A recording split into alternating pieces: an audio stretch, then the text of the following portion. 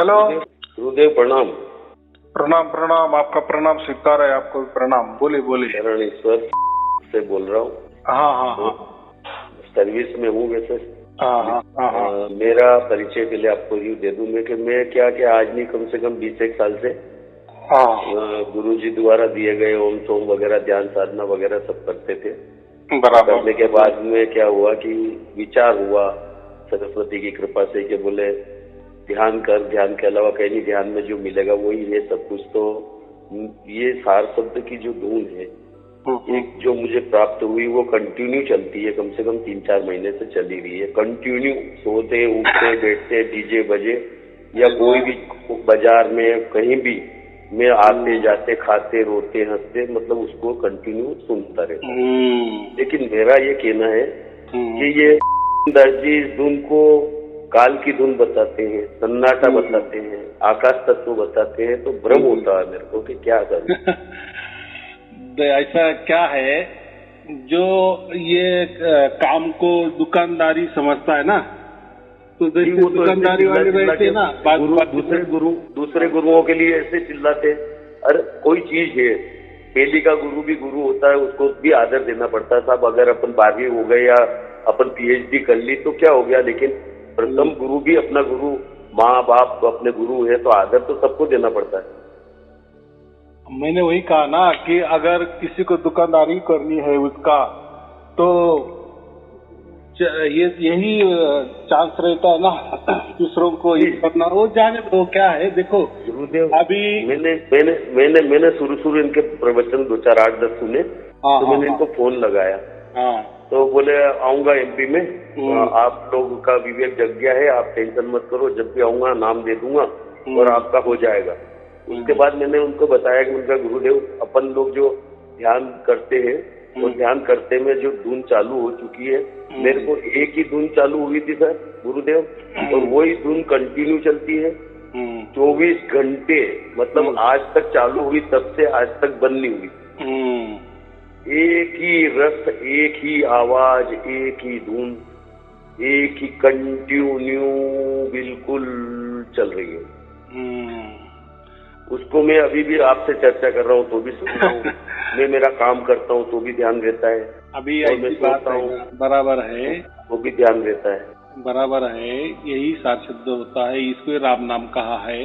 अभी आपने जिसका भी नाम लिए ना, चलो अभी ये यही बात आप अगर 1000 भी गुरु को बता दी ना तो कोई ये नहीं मानेगा, क्योंकि उन्होंने वो क्या बोलते दुकान में मांड के रखी ना, तो वो कैसे हाँ कहेंगे।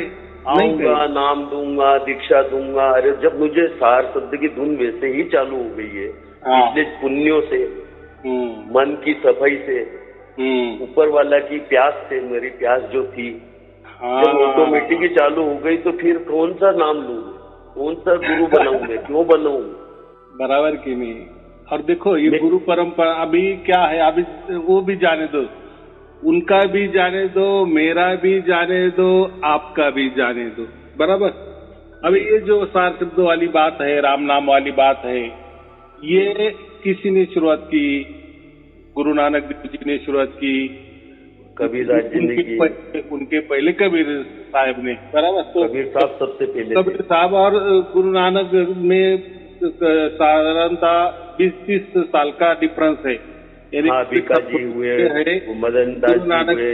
लेकिन वो जमाने में वो जो जमाना हम कहते हैं ना, वो एक ही जमाना था उनका, यानी गुरु नानक बहुत पुराना जमाना। बाकी संत जो रविदास थे वगैरह वो भी उसी जमाने, वो भी जाने दो।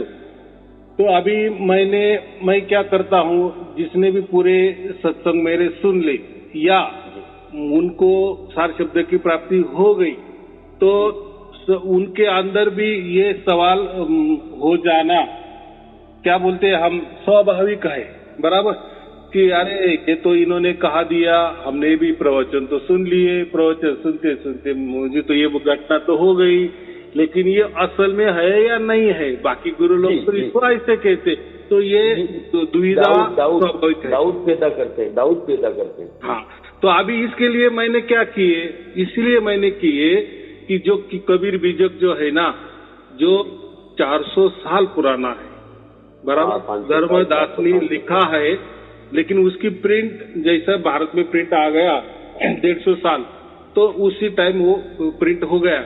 तो उसमें वो उल्लेख किया है कि ये कब का मैंने कलेक्शन किया है, किसने, धर्मदास ने कहा है। कबीर साहब ने जैसा जैसा मुझे बताया वैसा वैसा मैंने ये लिखा है, बराबर, धर्मदास जी ने लिखा था। हाँ, तो उसमें भी वो आया है 1521। तो अभी वो ईस्वी सन में पकड़ने का या जो विक्रम संवत इसमें पकड़ने का, अगर विक्रम संवत में पकड़े तो 78 तो उसको प्लस करना पड़ेगा, 78 साल उसको ज्यादा करने पड़ेंगे बस। तो करीब 400 बरस पहले का लिखा हुआ है, और स्वयं कबीर साहब ने ही सार शब्द के बारे में सब कुछ बता दिए है। और जो आप बोल रहे हैं ना कि आकाश धुन, ब्रह्म तत्व की धुन, जो भी कह रहे हैं ना, उसका भी वर्णन है, वो भी मैं बता रहा हूँ, उसका भी वर्णन है। ये जो बोलते हैं ना कि नहीं वो तो वो धुन है, वो तो ऐसी धुन है, और वो तो सार शब्द वाली अलग है। तो कबीर साहब ने जितने भी है ना ये धुन के बारे में, उसमें विस्तृत चर्चा की गई है, बराबर। तो ये जो आकाश वाली जो धुन होती है वो भी होती है, लेकिन वो पंच तत्व की होती है। आकाश तत्व किस में आ गया, पंच तत्व में भी आ गया ना, पृथ्वी, अग्नि, वायु और आकाश। गुरुदेव एक भ्रम था मेरे को, तो पंच तत्व की, आकाश तत्व की धुन होगी तो वो तो बदलेगी, बदलती है ना, वो तो देखो बदल के आएगी। ये जो पंच तत्व है ना, एक ठस भरे है ना प्रकृति में, तो एक में टकराव, अपने में भी भरे 5 ही तत्व, एक में टकराव होता है, उससे तो दोनों आती है, बराबर के। लेकिन क्या होता है, चलो अभी मैंने ये बीजक का पुरावा दिया, सबूत दिया, लेकिन इसके पहले तो मैंने किसी को ये दिया ही नहीं था, बराबर की नहीं जी, सही। तब तक अभी इनको भी क्या मालूम, अगर इन्होंने विरोध कर दिए समझो, तो मैं भी ये विरोध है या ये गलत बोल रहे या सही बोल रहे, इसके लिए ना उनके पास भी पुरावा है ना मेरे पास भी है, बराबर। तो जिनको ज्यादा उनके तरफ झुकावे वो उनका ही मानेंगे, जिसका मेरे बाजू में ज्यादा झुकाव वो मेरा मानेंगे। लेकिन असल में उनके भी जो भगत है, उनके भी अंदर संशय होगा कि मेरे गुरुजी ने जो दिया है, वो तो बोलते अरे उनका तो वो धुन है, मेरा तो ये असली है, बराबर की नहीं। तो ये दोनों भी लोगों को भ्रमित होने वाली बात है। तो मैंने क्या किए कि कबीर बीजों को ही दे दिए। अभी इसमें उसमें सब कुछ खुला बता दिए है कि ये सार शब्द मैंने प्रकट कर दिए, इसको ये राम नाम कहते हैं, सार शब्द क्या होता है, राम नाम क्या होता है, और ये जो आकाश वाली ध्वनि कैसी होती है, वो कैसी बजती है। आपने जैसे कहा ना अलग अलग होती है, उसके लिए क्या करना पड़ता है, उसके लिए योग करना पड़ता है, कान दबाने पड़ते हैं या एकांत स्थली जाके बैठना पड़ता है। कुछ नहीं करा गुरुदेव, मैंने कुछ भी नहीं करा, ना तो कान दबाए ना आग बंद करी, बस ध्यान पार ब्रह्म परमेश्वर को, सत्य को, उस ईश्वर को जो 7 खंडों लो, सभी खंडों के ऊपर उसको याद करता हूँ और ऑटोमेटिक धुन चालू हुई। तो मेरे को लगा, तो मेरा गुरु था एक, शुरू मैंने बनाए थे, तो उनने कहा हाड़ा जी आपका काम हो गया है, अब आपको कुछ करने की जरूरत ही नहीं, बस उस धुन में समाये रहो, ध्यान रखो बस, अब आपको कहीं भी नहीं करना है, न दीपक करना ना एकदम बात बराबर की। लेकिन उन्होंने वो भी जो बताया ना कि उसमें रमे रहो, रमे रहना ही नहीं है, वो ही धुन हमें रहने वाली है, बराबर। वो तो शाश्वत है ना, वो तो सत है ना, उसमें तो कोई बदलाव आने वाला नहीं है। अपनी सूरत उसी में लगाते हो जब भी टाइम मिले। सूरत लगाना माने क्या है, वो ये जो हमारी सूरत है ना, उसको वही ठिकाना है उसका, वो सत का ही ठिकाना है या सार शब्द का ही ठिकाना है। बाकी सूरत जो है ना वो कहीं नहीं लगती। बाकी जो सूरत होती है ना हमारी, जब हमें सार शब्द की प्राप्ति नहीं हुई थी, ये राम नाम की प्राप्ति नहीं हुई थी, तब तक ये सूरत जो है ना ये मन के ऊपर थी, यानी मन में लगी थी। फिर मन जैसा करता था उसके पीछे भागती थी। ये जो लोग बोलते हैं ना कि सूरत फंसी संसार में, तो संसार कौन चलाता है? नहीं, संसार कौन करता है? मन करता है ना। मन माया का खेल है संसार। हाँ, का ये सूरत थोड़ी करती है। लेकिन सूरत क्या किए, वो सूरत वो मन पे टिकी थी, उसका ठिकाना कहाँ था? मन पे था। और उसका विरुद्ध अगर करा गया ना, तो वो मेन कहाँ से छुट्टी थी?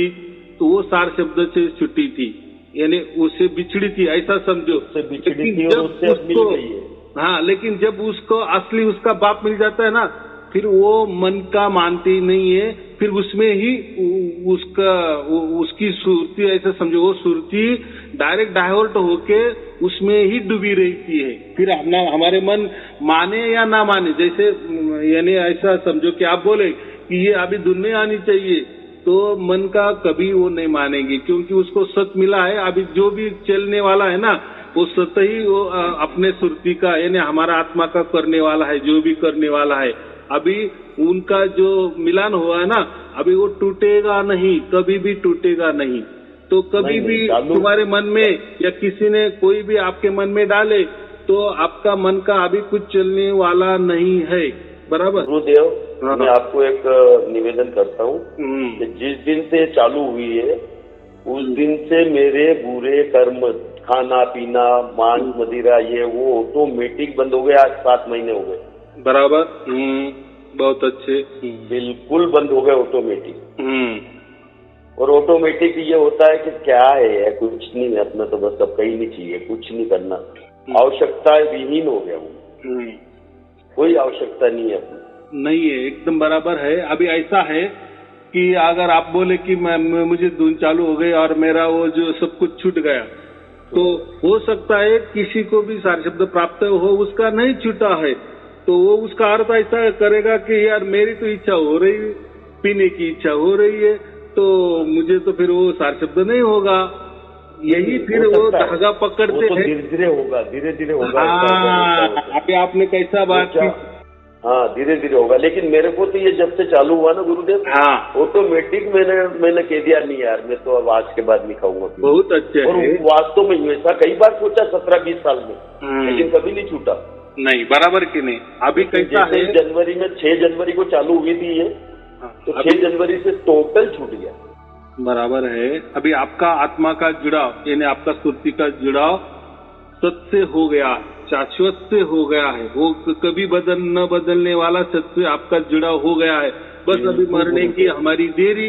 बराबर। ये मन का संसार, मरेंगे उसी में समा जाएंगे, बस मरने की देरी नहीं। ये जीते जी हो गया ना, हम जो कनेक्शन है ना परमात्मा का कनेक्शन, ये जीते जी हो गया ना हमारा। तो मरने का क्या डर है, या मरना क्या बीच में आने वाला थोड़ी। ये मरना तो ये शरीर का है। एक बार गुरुदेव ऐसा हुआ है, ये मतलब बेहोश हो गए थे, अपन निकल गए थे, तो वहाँ पहुंचे तो वहाँ कहीं नहीं था, न जमीन थी, न आसमान था, न तारे थे, न चांद था, न सूरज था, न कोई था, न मैं था, न वो था। वहाँ बस ऐसा था, सर्व सुविधा, मतलब सब चीजों से मुक्त, मस्त, मतलब कोई मतलब। मैंने कहा कहाँ पहुंच गए यार, अपन कौन है, यही भी पता नहीं था कि अपन कौन है। हाँ, तो काफी देर बाद में मुझे मालूम पड़ा कि अपन यार। हाँ, फिर अंधकार छाया और मैं आधे घंटे बाद वापस आया। अभी देखो, जो आपको वो स्थिति प्राप्त हो गई ना, उसको शून्य की स्थिति बोलते हैं।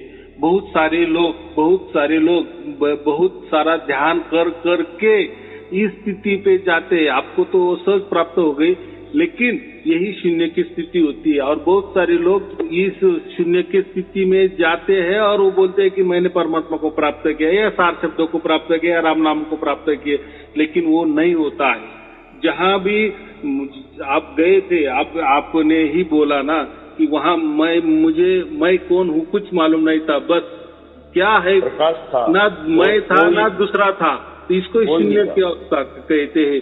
तो वो शून्य की अवस्था कोई परमात्मा की अवस्था नहीं होती, क्योंकि परमात्मा ये शाश्वत है, ये सत है, ये चैतन्य है। जैसे हमारा ध्यान करता हूँ, हाँ, हम जो हमारा आत्मा जो है ना, ये चैतन्य है, तो परमात्मा महाचैतन्य है। बराबर की नहीं। और जो आपने कहा ना कि वहाँ शून्य में क्या होता है, जो आपने कहा ना आकाश, लेकिन कबीर विजक में वो जो सार शब्द की स्थिति कहा है ना, या परमात्मा की स्थिति क्या कहा है, वहाँ 3 आकाश कहा है। एक ऊपर आकाश है, एक बीच में आकाश है और एक नीचे आकाश है। ये तीनों आकाश में मैं परिपूर्ण भरा हूँ। तो आप ऐसे कभी नहीं समझ सकते कि माने ऐसा समझो कि तीन आकाश माने एक आकाश अपना प्रकृति वाला समझो, एक आत्मा ब्रह्मांडी वाला आकाश समझो, और जो तीसरा आकाश है ना परमात्मा वाला आकाश। तो कबीर साहब ने वही कहा है कि परमात्मा जो होता है ना वो ये तीनों आकाश व्याप्त हुआ है, यानी भरा है, पूरे तीनों आकाश में खचाखच भरा है। तो हम तो किसी में तो रहते हैं, प्रकृति में तो रहते हैं। तो देखो परमात्मा कितना विशाल है और सब कुछ जो कार्यकलाप चल रहा है, यानी कार्य कर रहा है। परमात्मा कोई ऐसा शून्य नहीं है कि वो मुर्दे की तरह जैसा पत्थर है कुछ करना नहीं है, जैसा पत्थर होता है ना ऐसा परमात्मा नहीं है। अगर परमात्मा मुर्दा होता तो ये चलते। गुरुदेव एक आपकी बात काटूं, मेरे को तो ऐसा लगता है कि वो एक नेटवर्क है। 7 ही लोकों में, मतलब 7 ही खंडों में, पूरे विश्व में, सभी ग्रहों में, नक्षत्रों में, आकाश पाताल सब कुछ एक नेटवर्क की तरह काम करता है। सब महाशक्ति कहते हैं जिसे, उसी से सब चलता है। हाँ, उसी में भी माया है, उसी में भी मन है, उसी दुनिया है संचालित, और स्वयं भी वो उसी में है, ऐसा समझो। यानी उसको क्या बोलते हैं, परिपूर्ण। उसमें ऐसा पावर। कोई अगर पूछेगा कि परमात्मा में माया है क्या, तो आपको हाँ ही बोलना पड़ेगा। परमात्मा में शून्य है का, आपको हाँ ही बोलना पड़ेगा। कोई चीज ऐसी नहीं है जो परमात्मा में नहीं है। हाँ, क्योंकि वो तो पावर है। जो चीज बन रही है वो पावर से, बिगड़ रही है वो पावर से। इसीलिए परमात्मा को हमें परिपूर्ण कहते हैं। इसको अपन महाशक्ति, महापावर कह सकते हैं। गीता में जो कहा है ना, मैं ये भी हूँ, मैं वो भी हूँ, मैं ऐसा भी हूँ, वो ऐसा भी, जो कहा है ना वही वो परमात्मा को लागू पड़ता है। तो परमात्मा कहा है कि मैं परिपूर्ण, माने आप ऐसे मुझे दिखा दो कि मेरे में ये नहीं है, तो आप दिखा ही नहीं सकते कि परमात्मा तुम्हें ये सब कुछ होगा लेकिन ये तो नहीं होगा। तो परमात्मा बोलेगा फिर मैं परिपूर्ण नहीं, मैं तो अपूर्ण हो जाऊंगा। लेकिन मैं परिपूर्ण माने सब कुछ मेरे अंदर है, सत भी है, असत भी है, शाश्वत भी है, आपको माया भी मेरे अंदर मिलेगी, सब कुछ मैं परिपूर्ण माने वही है, बराबर। और अभी हमें मालूम हो गया ना, हमने जीते जी वो जो परिपूर्ण है ना उसको प्राप्त किए है, बराबर। यानी उसको जान लिए है, उससे अभी हमारा कनेक्शन जुड़ गया है हमेशा के लिए, अनंत काल के लिए, जो ये किसी का कनेक्शन नहीं होता है। और रही बात, और ये जो बात मैं जो बोल रहा हूँ ना, ये पूरी तरह से बीजक में से ही बोल रहा हूँ। जो 400 साल पुराना बीजक है ना, उसमें से ही बोल रहा हूँ। एक न एक जो भी बात मैं बोल रहा हूँ उसमें एकदम स्पष्ट कहा दिए है। रही आपकी बात जो ये धुन आकाश तत्व वाली है कि ब्रह्म वाली है कि ऐसी है कि काल की है, तो वो भी बीजक में बता दिए। काल की धुन कैसी होती है ना, आकाश की धुन कैसी होती है, सब कुछ बता दिए। तो और ये जो सार शब्द वाली धुन कैसी होती है, ध्वनि कैसी होती है, उसमें धुनी लिखा है, सहज में होती है। उसके लिए कोई योग याग जप भी नहीं करना, साधना करना ही नहीं पड़ता। क्योंकि जो साधना करते हैं, जप तप करते हैं, ये हमारे शरीर से करते हैं, मन से करते हैं। और शरीर मन क्या है, ये नश्वर है ना, बदलने वाला है ना। बदलने वाले से यानी ये परिवर्तन वाले से जो अपरिवर्तनशील जो परमात्मा है वो कैसा हो जाएगा? जो नश्वर से अविनाशी परमात्मा कैसा प्राप्त होगा? नहीं होगा ना। सूरज से प्रकृति प्रकट हुआ है और लगातार चल रहा है, और एक धुन, एक ही आवाज, एक से कम ज्यादा नहीं है कोई। तो एक लय, बराबर के नहीं। अभी आपका जैसा अभ्यास है तो उसी तरह से आप उसका गुणगान बोल रहे, लेकिन उसमें भी बोल दिए है कबीर बीजक में, तो आप उसका गुणगान भी नहीं कर सकते। देखो अभी आपकी जैसी बुद्धि है, आपका जैसा कल्पना का विस्तार है, आपका जैसा शब्द संग्रह है, आपका जैसा तत्व ज्ञान है, उसी में से ही आप आपके बुद्धि से परमात्मा का वर्णन करेंगे ना, बराबर कि नहीं? हो सकता है दूसरा किसी आदमी थोड़ा अलग करेगा, लेकिन कितना ही करते रहे आप, कितना ही मुझे समझाते रहे, यानी अभी मुझे जाने तो अभी मुझे प्राप्त है वो बात अलग है, लेकिन जिसको नहीं प्राप्त है ना, आप उसको कैसे कितना ही बोलते रहो ना तो उसकी बुद्धि प्रकृति नहीं चलेगी। अरे आप जो दूध की बात करें ये तो आकाश तत्व वाली तो नहीं है, ये ब्रह्म वाली तो नहीं है, ये काल वाली तो नहीं है, ये शंख वाली ध्वनि नहीं है, ये वीणा वाली तो ध्वनि नहीं है। उसको ये प्रकृति ही याद आएगी, ये प्रकृति वाले ध्वनि की ही उसमें उसकी क्या जिसको अनुभव होगा, जिसको मिली होगी वही बता सकता। तो जो बताते जैसे आपने बताया वैसे हजार लोग बता रहे ना। अभी देखो उनका और आपका अनुभव एक ही आएगा, एक ही बात कर रहे हो। तो महत्वपूर्ण ये है कभी परमात्मा के ऊपर संशय नहीं लेना। देखो चलो अभी हमने संशय भी लिया तो हमारा इतना उम्र हो गया, अभी हम क्या प्राप्त करने वाले हैं? आज तक तो हमने मंत्र किए, तंत्र किए, गुरु भी किए, क्या नहीं किए, पूरे एक्सपेरिमेंट कर लिए, बराबर पूरा तत्व ज्ञान का निचोड़ भी निकाले, बुद्धि कितना ही बुद्धि लगाए। गीता में कहा है ना, आप कितना ही बुद्धि लगाए ना परमात्मा प्राप्ति के लिए, कितनी आपकी विशाल बुद्धि हो, कितनी ही विशाल, जो हम क्या कहते हैं जिसका 40 जो बुद्धियांक जो कहते हैं ना, आइंस्टाइन का भी आपका बुद्धियांक होगा ना, इतनी तेजस्वी बुद्धि भी होगी ना, तो बुद्धि से परमात्मा प्राप्त नहीं होगा। परमात्मा प्राप्त तो हृदय चाहिए, हृदय, वो भी हृदय और सहज और सिलेंडर करके, हाँ भाव जो कहते ना, भाव से आपको मिलेगा। लेकिन आप तर्कों में गए ना, बुद्धि से गए ना, मस्तिष्क में गए ना, चालाकी से गए ना, अरे वो तो हमारा ये तो बुद्धि उसने दी, ये चालाकी उसने दे दी, उसी से वो मिलेगा क्या? नहीं मिलेगा। कितना सिंपल बात है। तो उसके लिए सहज भावार्थ तो चाहिए ना, भाव सहज, वही हृदय वाला ही मामला है ये। लेकिन ये तर्कों में आने वाला नहीं है। तर्कों में अगर गए, कोई बताने की कोशिश की है ना कि मैंने परमात्मा को प्राप्त किया, लेकिन ऐसा किया, ऐसा किया, उसका वर्णन अगर आप करने गए तो फिर आपका काम झूठ है। आप नहीं कर सकते और नहीं करना। और क्यों करना है? क्योंकि आपका दिल मान रहा है ना, आपका आत्मा तो गवाही दे रहा है ना, उसको उसका बाप मिला है ना, वो गवाही दे रहा है ना कि ये मेरा बाप है। एक बच्चे ही बोल सकता है ना कि ये मेरा बाप है, बराबर। सूरत समझे साहेब को तो समझाए किसे?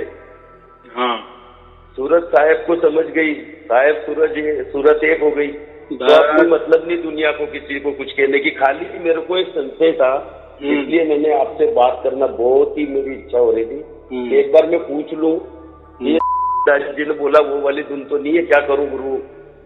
बस यही बात पूछने के लिए लगाया था। मैंने तो आपको कहा देखो हम किसी का नाम नहीं लेना है, वो भी जाने दो। तो मैंने क्या कहा, मेरा भी जाने दो, उनका भी जाने दो। लेकिन जो कबीर बीजक स्वयं कबीर साहब ने ही, कबीर साहब की वाणी है, वो क्या कहते उसके बारे में उनका तो मानना पड़ेगा कि नहीं? तब मेरा मानेंगे आप, या आपने जिसका नाम लिया उसका मानेंगे? हम दोनों बड़े हैं क्या? परमात्मा से बड़े हैं क्या? या कबीर साहब से तो बड़े तो नहीं ना हम, अगर कबीर साहब का नाम ले रहे ना। कबीर साहब ने जो बोला है उस हिसाब से ये धुन मेरे को सेट हुई, ऑटोमेटिक हुई है, सहज हुई है, बिना प्रयास के हुई है।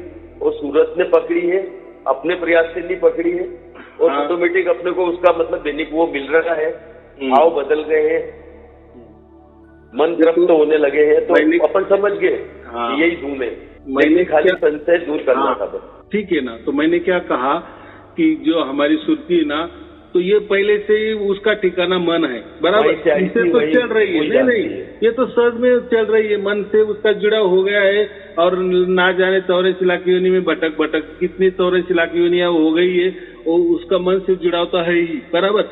लेकिन उसका दूसरा एक जो ठिकाना रहता है, बस वो मिल गया कि फिर वो मन का ठिकाना छोड़ देती है, मन से कोई वास्ता नहीं रहता। उसका दो ही ठिकाना, एक पहला मन, वो तो है ही सहज में, यानी उससे तो हम चल ही रहे, सब प्रकृति चल रही, सब कुछ चल रहे। लेकिन ये जो मेन जो सत्य वाला ठिकाना है, शाश्वत वाला ठिकाना है, परमात्मा का ठिकाना जो है, सार शब्द का ठिकाना है, वो राम नाम का ठिकाना, वो उसको एक बार मिल गए ना, बस फिर वो हमेशा के लिए, अनंत काल के लिए जुड़ी रहती है। ये मन का तो भी ये चक्कर चलता है, ये शरीर छोड़ दिया, दूसरा शरीर, तीसरा शरीर, ये तो ऐसे लाखों शरीर चल रहे, बराबर, बदल रहे, शरीर भी बदल रहे। फिर जैसा शरीर फिर वैसा मन, फिर वैसा मन से वैसी कल्पना, वैसी उसकी बुद्धि, लेकिन परमात्मा का वैसा नहीं ना, फिर जो कुछ है सब परमात्मा ही परमात्मा, वो उसको सरेंडर बोलते हैं, फिर वो ऐसा समझो कि वो रहती नहीं, बस वही रहता है, तो वही हमें महत्वपूर्ण है ना। और वो चैतन्यशील है, हम उसको जान रहे हैं और होश हवास में जान रहे हैं ना, कोई ध्यान नहीं कर रहे। ध्यान में तो आप जान सकते हो, ध्यान में तो कोई भी आप शून्य की स्थिति में जा सकते हो, अलग अलग स्थिति में जा सकते हो, और ध्यान बदल सकता है। चैतन्य अवस्था में ही बराबर लगातार अनुभव कर रहे हैं। बराबर की नहीं, एकदम मैंने क्या कहा, यही 100% 101% सार शब्द है, यही साफ राम नाम है, उसमें तो ये नहीं है। उसके लिए मैंने आपको, मैं चाहे तो आपको अभी कबीर बीजक आपको मिला है, नहीं मिला है? नहीं आ गया, आपने भेज दिया है, मैं उसमें से वो पॉइंट पढ़ ली है मैंने। वो एक आराम से देखो, वो जो वाणी हो गुरु वाणी है, एक आराम से, कोई जल्दी नहीं है। अभी जो प्राप्त होना है वो तो मिल गया है, अभी बस हमें एक क्या कहते, एक समर्पण के भावना से हमें वो ग्रंथ पढ़ना है। धीरे धीरे पढ़ो, थोड़ा थोड़ा पढ़ो, लेकिन पूरा करो। ऐसा बोलते हैं कि एक बार सार शब्द मिल जाने के बाद कबीर बीजक एक बार तो भी पढ़ना चाहिए, कम से कम मरते दम तक एक बार, धीरे धीरे पढ़ो। बाकी आपकी मर्जी कितनी बार पढ़ो, लेकिन एक बार कम से कम। यानी क्या होता है, हमको विश्वास आता है, और वो जो कबीर साहब उनको भी अच्छा लगता है कि बस जो मेरा है उद्देश्य है कि लोगों को, मेरे जो जीव है, जीवात्मे है, उनको मैंने हंस बनाया। माने जब अभी ये आपको प्राप्त हो गया, माने आप अभी हंस बन गए हैं। अभी हंस माने क्या होता है, अभी लोग क्या कहते हैं, हंस माने वो तो पक्षी होता है, वो तो पानी में रहता है, वो तो दूध का ये अलग कर देता है, पानी अलग कर देता है। सत्य असत्य का निवेड़ा करने वाला यही हंस होता है। नहीं, वो भी मैं बताता हूँ, कबीर बीजक में क्या बताया है। अभी ये जो आप सार शब्द की धुन सुन रहे हैं ना जी, अभी आप हंस बने हैं। क्यों?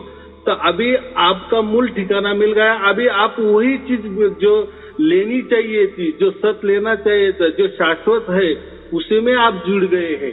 जैसा एक हंस होता है ना, जैसे उसको दूध और पानी मिला के दिया तो वो दूध ही ग्रहण करता है, बराबर, और जो पानी है ना वो छोड़ देता है। ऐसा ही अभी आप हंस क्यों बने हैं, तो अभी आप क्या कर रहे हो, वही कर रहे हो ना।